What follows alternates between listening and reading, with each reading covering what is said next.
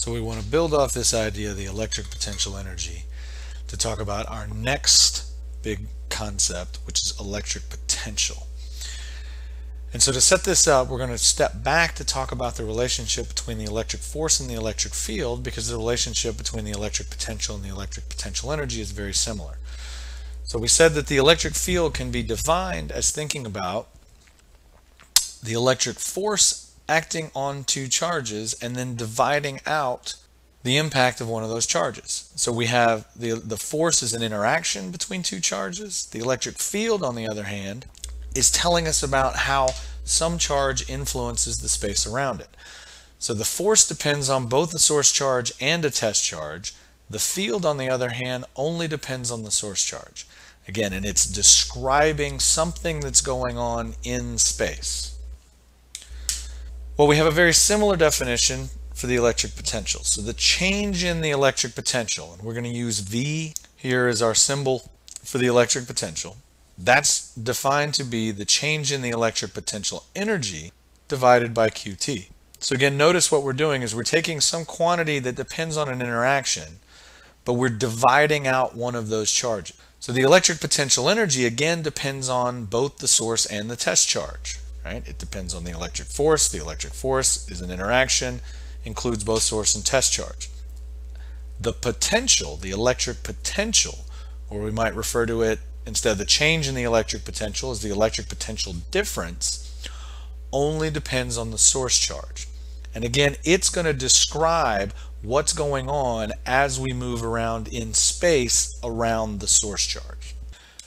So let's get a couple other important details out of the way before we move on. So one is units. And so if I want to think about the units of electric potential, that's going to be equal to the units of electric potential energy divided by the units of my charge. So potential energy has units of joules, charge has units of coulombs. So the units of electric potential are joules per coulomb, and this gets its own name. We call this the volt. So this is part of why we use V to talk about the electric potential.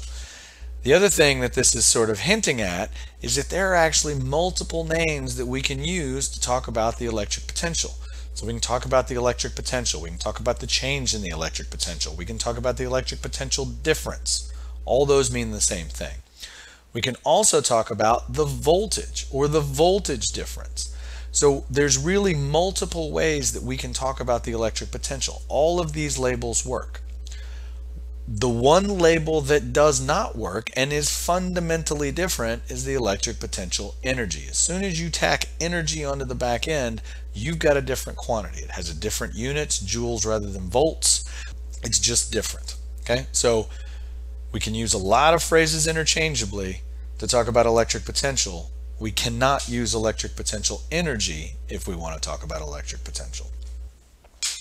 All right, so how do we calculate the change in the electric potential? We can take our equation so that the change in the electric potential is equal to the change in the electric potential energy, and we're going to divide out the impact of that test charge. And again, our definition for the change in the electric potential energy is negative some integral from an initial position to a final position of the electric force dotted in with our infinitesimal little displacements.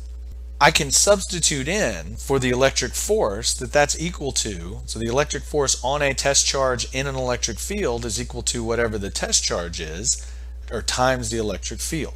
So when I plug in F equals QE, what I notice is that now I've got that test charge sitting both on top and bottom within my fraction here, which means that cancels out. And so I'm left with the change in the electric potential is equal to negative the integral from some initial position to some final position of E dot dr. So the electric field dotted in with my infinitesimal little displacements as I move from my initial to my final position. We want to understand what this equation means, and obviously the change in the electric potential is related to the change in the electric potential energy. So let's start by thinking about what we said the change in the electric potential energy means. So if I have two charges, and we'll let them both be positive charged, I know there's going to be electric force acting on those charges that pushes them away from each other. And so if they move towards each other, then I know that I'm going to increase the electric potential energy because those charges are moving against the electric force. If, on the other hand, I let them move away from each other, then the electric potential energy decreases because they're moving with the electric force. So even if I've got some crazy complicated charge structure here, so whatever this charged conductor is that's creating this complicated electric field, the only thing I'm going to assume is that, well, it has to be positive because the electric field lines are pointing away from it. So I know I have some positively charged source charge that's creating this electric field. Well, if I place a test charge within that field and let it move around, it doesn't matter how crazy the field is. It doesn't matter how crazy the path of the charge is. At the end of the day, to think about whether or not the electric potential energy of that test charge has increased or decreased, I just need to think, on average, has it moved more with or against the electric force that's acting on it as it sits in this field? And so that's entirely going to depend on whether your test charge is positive or negative. So if your test charge is positive, then it's basically being repelled by this positive source charge. And so in starting from some point over here and moving to some final point, it's moved away. That's in the direction of the electric force that's acting on it to repel it away from the source charge. So the electric potential energy would have decreased. On the other hand, if my test charge is negative, well, I know that it's been attracted to that positive source charge. I've moved it away, which means I've moved it against the electric force, so its electric potential energy has increased. So what matters here is not just the force that's So because the force that's acting on my test charge depends on the sign of my test charge, the change in the electric potential energy still cares about what the test charge is. So the electric potential energy depends on the sign of that test charge. Is it positive or if it's negative? I have to know whether or not I'm moving with or against the electric force acting on the test charge. What I want is a quantity that doesn't care about the test charge. That's what the change in the electric potential is trying to tell me about. So the change in the electric potential as I move from one point in space to another in the presence of some charge indicates whether you're moving with or against the electric field. So in this case, I've got my same conductor here. It's still positively charged. It's creating this complicated electric field. And now I have 2 points in space. So I'm going to start at point 1. I'm going to move to point 2. I'm not carrying any charge with me. I don't care about any test charges. I'm literally just moving around between 2 points in space within the field. And what I'll notice is, as I move from point 1 to point 2, the field I'm moving in is, roughly speaking, radially outward because this is a positive charge. I'm moving, in general, away from the charge. So as I move from point 1 to point 2, in general, I'm moving more with the field than against it. So on average, I'm moving with the field. Moving with the electric field means that the electric potential will decrease. So as I move from P1 to P2, I'm moving on average with the field, which means the electric potential decreases. On the other hand, if I go back in the other direction, so if I move from P2 to P1, again, the field, roughly speaking, points away, but now I'm moving closer, which means I'm mostly moving against the electric field, which means the electric potential is increasing. So the electric potential will decrease if you move with the electric field.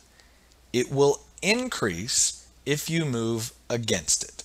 So the electric potential, how it changes, is trying to tell you how you're moving with or against the electric field as you go from one point in space to another. Now, I can go straight from P1 to P2, or I can take a more complicated path, or I can take any path I want. It doesn't change the answer. So regardless of what path I take, on average, to get from P1 to P2, I had to walk more with the field than against it, which means the electric potential decreased. How I move from one point to another within my field doesn't matter. So we'll often take advantage of the fact of moving over, lining ourselves up with the field, walking with the field is the easiest way to think about whether or not our potential is increasing or decreasing. So let's think about our equation. So just make sure it's consistent with what we've just said. So again, we've defined the change in the electric potential to be negative the integral from some initial position to some final position of E dot dr. So the electric field dotted in with these tiny steps that we're taking as we go from our initial point to our final point. If we're moving with the field, then this dot product is positive. If the dot product is positive as we move with the field, then this negative sign tells us that the change in the electric potential will be negative. So sure enough, moving with the field means that we decrease the electric potential as we go from one point to another. On the other hand, if we move against the electric field, then this dot product is actually a negative thing.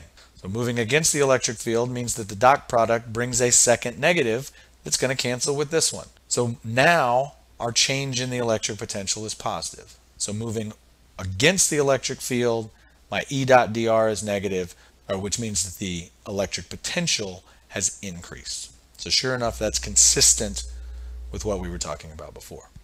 So let's take a test charge and move it around in our electric field. So we've got an electric field due to some source charge, or I know the source charge is negative because the electric field at point P points towards the source charge.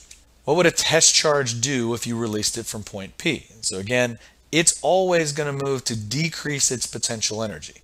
So I know that if you release a point charge and you give it the chance, it's going to move in such a way to decrease its potential energy. So it would decrease its electric potential energy. If that test charge is positive and I let it go, it's always going to decrease its potential energy. But since the test charge is positive, that means this quantity over here, for it to be negative on the right-hand side of my equation, that tells me that the change in the potential has to be negative. So what this means is if I have a positive test charge that I place at point P and let it go, it's going to move in such a way that its potential decreases. So the potential from where it is initially located to where it ends up at the end is going to decrease. So your positive test charge will move from a point of high potential to a point of low potential. So positive charges move from high potential to low potential. They decrease their potential energy by running downhill. If, on the other hand, I take a negative test charge and place it at point P, again, when I let it go, it's still going to move to decrease its potential energy. But the charge itself now has a negative sign, which means that the product over here, for it to be negative, if Q is negative, then delta V now has to be positive. So that means that when I let my negative charge go, it's actually going to move in such a way, so move from point P to a point where the potential is higher. It's going to move to a point of higher potential if my test charge is negative. That tells me that negative charges, they move from low potential to high potential. They decrease their potential energy by running uphill. Positive charges do the thing that we would expect charges to do. They move with the field to decrease their potential energy. Negative charges, on the other hand, they actually move in the opposite direction. So negative charges, when you let them go, move against the field to move from low potential to high potential.